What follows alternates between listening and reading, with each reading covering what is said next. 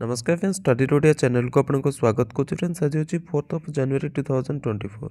आज डेट आज आम इंपोर्टाट करेन्ट अफेयर्स क्वेश्चन होची अपकमिंग कॉम्पिटिटिव एग्जाम पाई सब क्वेश्चन आपन सहित वीडियो डिस्कशन करी समस्त डिटेल सहित से लास्ट टाइम देखते वीडियो भल लगे लाइक करेंगे एंड फ्रेंड मान सहित शेयर करेंगे। ए सहित daily basis important educational video सहित latest government job updates video देखा चाहूले आपण मो चैनल को सब्सक्राइब करेंगे। जदि कौन वीडियो पीडीएफ किंबा इंस्टांट अपडेट पाइप चाहते तेज आमर टेलीग्राम कि व्हाट्सएप चैनल जॉइन करेंगे। तार लिंक आपको वीडियो डिस्क्रिप्शन बॉक्स में मिल जाए। तेज चलते डेनकर आरंभ करवा आज important question answer. Question number 1, who was honoured with the MS Swaminathan award for contributions in agronomy. कृषि विज्ञान योगदान पाई निम्नलिखित मानक क्या एमएस स्वामीनाथन पुरस्कार सहित सम्मानित करागला। ए क्वेश्चन करेक्ट आंसर होची प्रोफेसर बी.आर. काम्बोज।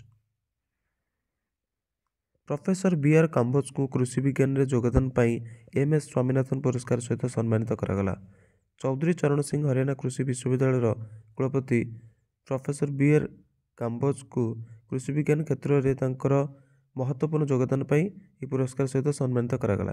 यह पुरस्कार मध्य प्रदेश ग्वालियर रे राजमाता विजयराजे सिंधिया कृषि विश्वविद्यालय आयोजित एक वन हेल्थ वन वर्ल्ड उपर अंतरराष्ट्रीय सम्मेलन में कर्नाटक राज्यपाल थावरचंद गहलोत द्वारा प्रदान करागला।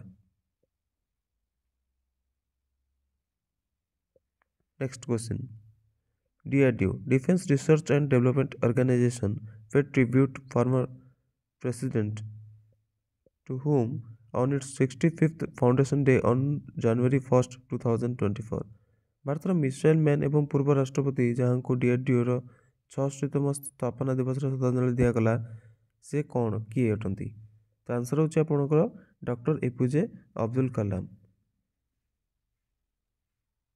डीआरडीओ 66तम स्थापना दिवस में भारतर मिसाइल मैन एवं पूर्व राष्ट्रपति डॉक्टर एपीजे अब्दुल कलाम को पुष्पांजलि अर्पित करागला। रक्षा अनुसंधान एवं विकास विभाग सचिव एवं अध्यक्ष डॉक्टर समीर बी कामत यह श्रद्धांजलि नेतृत्व नहीं। डीआरडीओ पूर्व प्रमुख डॉक्टर बी.एस. अरुणाचलम जहाँ अगस्ट 2023 मृत्यु होगला सम्मानित करा। Next question, external affairs minister doctor S Jaishankar has recently will go on a visit to which neighboring country। तेज रक्षा जो आपंकर बर्तमान एक्सटर्नल अफेयर्स मिनिस्टर होती डॉक्टर एस जयशंकर से भी रिसेंटली क्यों देश गस्तर जी भारत नेबरिंग देश अटे पड़ोसी राष्ट्र अटे। तो आंसर होची आपनकर नेपाल। विदेश मंत्री डॉक्टर एस जयशंकर आगामी 2 दिवसीय नेपाल यात्रा जीवे जार उद्देश्य होची द्विपाक्षिक पार्टनरशिप जो इनिशिएटिव रही है चर्चा करवा। विदेश मंत्री डॉक्टर एस जयशंकर जो नेपाल यात्रा रही जी कि नेपाल विदेश मंत्री एनपी सौद निमंत्रण में अटे एवं एथिरे काठमांडू रे भारत नेपाल संयुक्त सह आयोगर 7म बैठकर सह अध्यक्षता से सामिल हेबे।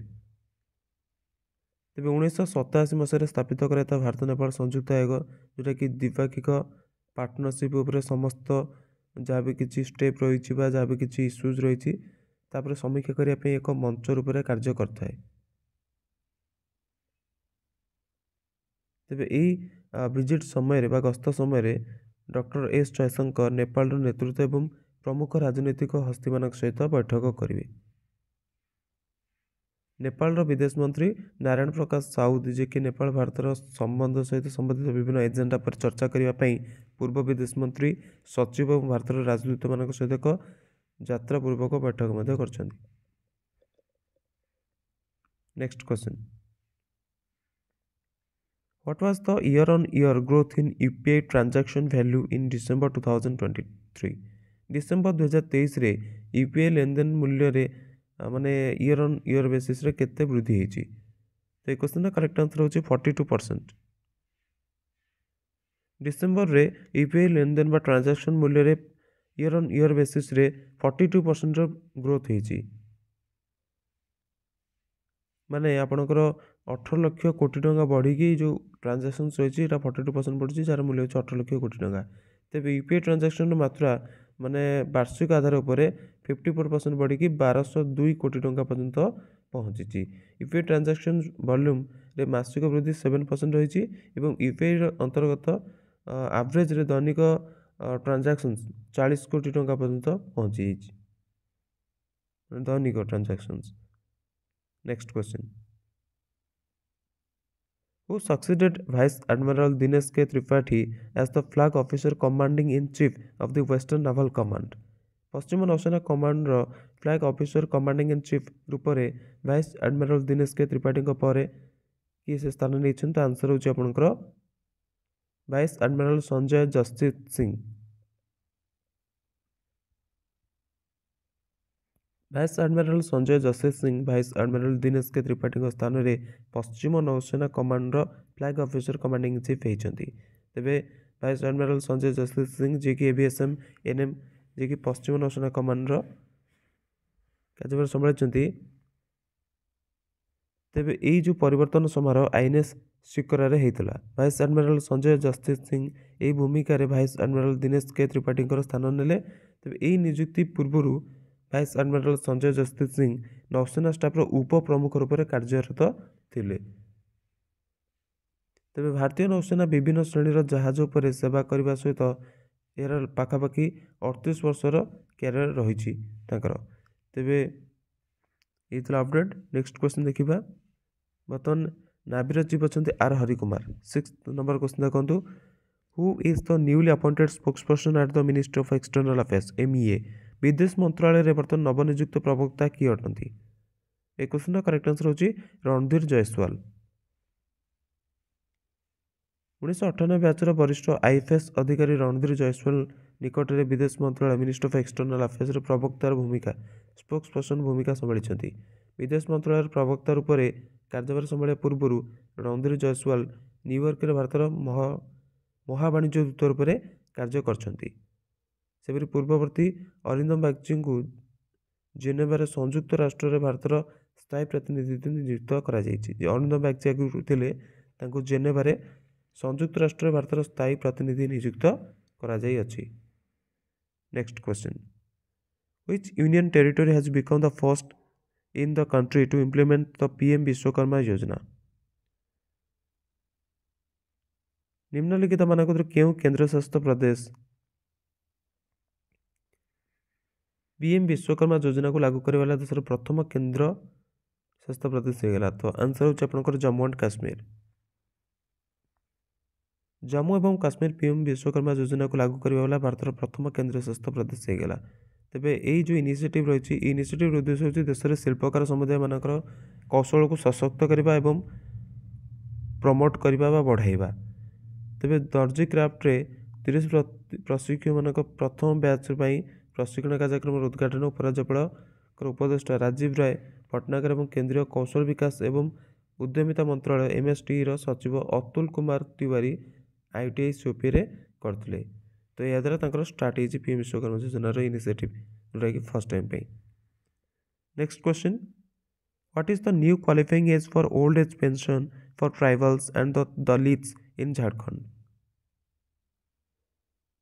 झारखंड रे आदिवासी एवं दलित मानक पई वृद्धावस्था पेंशन पई नुआ योग्यता बयस केते करा जायछि? तो आंसर होची 50 इयर्स। आपनकर 60 वर्ष करा जायते किंतु एतर झारखंड रे प्रथम थर पई 50 इयर करा जायछि। 50 वर्ष जाक बयस हबो दलित हो किंबा शेड्यूल्ड ट्राइब तेबे से माने में भत्ता पाई परिबे। झारखंड रो मुख्यमंत्री हेमंत सोरेन आदिवासी एवं दलित मानक पई वृद्धावस्था पेंशन पाई योग्यता वर्ष जो रही 60 वर्ष तक कमे 50 वर्ष कर घोषणा कर देइछंती। एही निष्पत्तिर उद्देश्य होची उच्च मृत्युर जो रेट रही एवं 60 वर्षर बयस पर रोजगार जो चैलेंजेस रही ध्यान रखा सहित प्रथम पेंशन लाभ प्रदान करवा। तेबे ई इनिशिएटिव सामाजिक कल्याण पाई सरकार प्रतिबद्धता को दर्शाउछि। लास्ट 4 वर्ष रे 36 लाख लोक प्रथम ही पेंशन कार्यक्रम रे लाभान्वित हो सारी। तेज 50 वर्ष और ताठू अधिक बयसर लोक मानू पेंशन लाभ प्रदान करी सरकार कमजोर कम्युनिटी जो रही आवश्यकता को पूरण करुँच फर्स्ट फेज रे आर्थिक सहायता सुनिश्चित करुँच। Next question. Who has been nominated by the National Legal Services Authority as the chairman of the Supreme Court Legal Services? राष्ट्रीय आईन सेवा प्राधिकरण द्वारा सुप्रीम कोर्ट आईन सेवार अध्यक्ष रूप में क्या नामित करागला? तो एक क्वेश्चन करेक्ट आंसर होची जस्टिस बी.आर. गवई।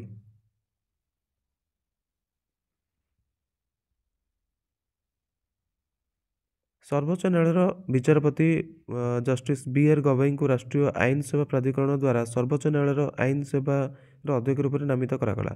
तेज यही पद सहित तांकर शीर्ष अदालत में आईन सेवार प्रावधान नजर करने एवं आईन सहायता कार्यक्रम सुचारू रूप से कार्यान्वयन पर राज्य आईन सेवा प्राधिकरण काम समन्वय मध्य करने आशा करी। यही क्षमतार जस्टिस गवईंकर समावेशी आईन प्रथा को आकार देवा एवं न्यायतंत्र पर्यंत पहुँच को मजबूत करने विशेष रूप से समाजर जो रही सिस्टम एवं से जो लोक मैंने वंचित होती से वंचित क्षेत्र में महत्वपूर्ण प्रभाव रहिबो।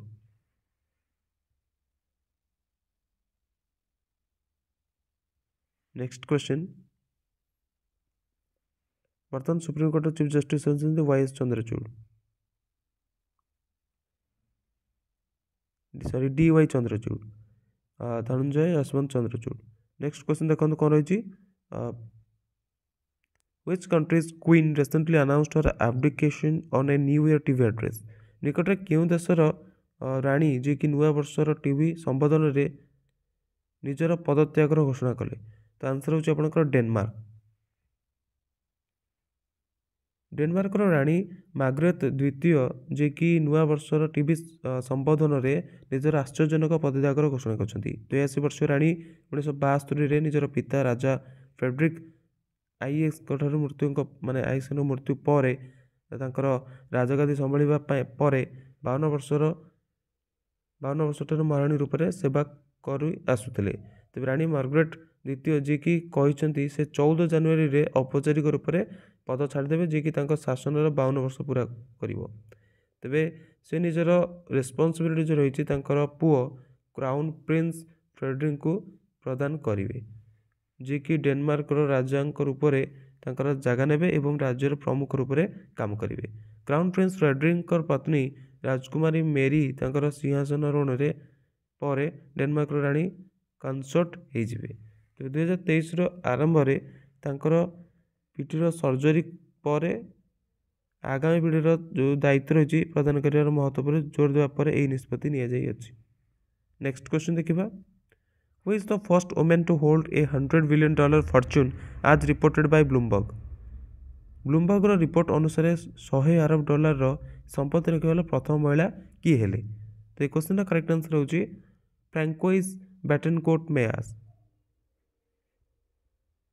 ब्लूमबर्ग अनुसार लरियल उत्तराधिकारी फ्रैंकोइस बेटनकोर्ट मेयर्स जी कि $100 बिलियन संपत्ति वाला दुनियार प्रथम महिला हो गले। वैश्विक स्तर में द्वादश सबुठ धनी व्यक्ति रूप से ठिया बेटनकोर्ट मेयर्स को ब्लूमबर्ग बिलियनर इंडेक्स रे मुकेश सेमानी आगे एवं कार्लोस स्लिम पछरे से रही। तेबे रेकर्ड भांगार धन संचयर श्रेय लरियल स्टॉक को यही वर्ष 35% रेकर्ड ऊंचा पर पहुँचापी दि जाइए। तेबे जी कि महामारी पर लग्जरी उत्पाद पर बर्तमान चलता उपभोक्ता व्यय प्रेरित अटे। सो फ्रेंड्स ये था आज किसी इंपोर्टेंट क्वेश्चंस। आई होप आपको वीडियो भल लगी जब भल लगी लाइक करें फ्रेंड मान सहित शेयर करेंगे। Thanks for watching. Best of luck for your upcoming competitive exams. Take care of yourself and your family.